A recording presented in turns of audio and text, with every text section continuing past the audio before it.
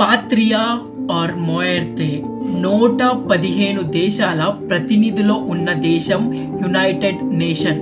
ఆ సభలో చెగువీరా చెప్పిన ఆ మాటలు ఆకాశాన్ని చీల్చుకుంటూ మెరుపులా మారుమోగాయి.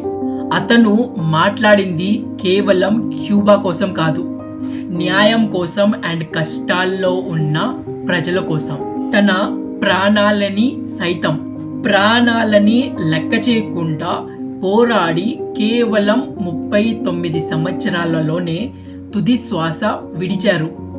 గొప్ప విప్లవకారుడు కదా ఇది. మెడికల్ డిగ్రీ పూర్తి చేసిన చెగువీరా పాత మోటార్ సైకిల్ తీసుకొని లాటిన్ అమెరికా మొత్తాన్ని సంచరించాడు.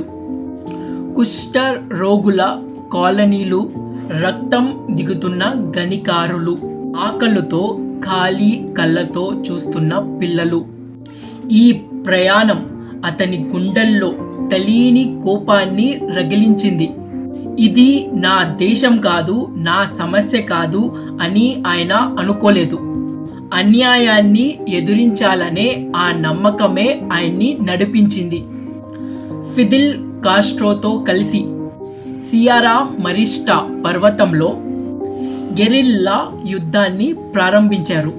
వర్షంలో తడిసిన తుపాకులు, అడవుల్లో దాగి ఉన్న దళాలు, ఆకలి అలసట అన్నిటినీ తట్టుకున్నారు.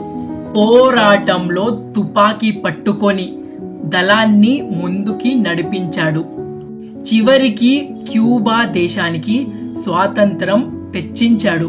దానికి బదులుగా క్యూబా దేశం ఆయనకి ఉన్నతమైన స్థాయిని ఇచ్చింది.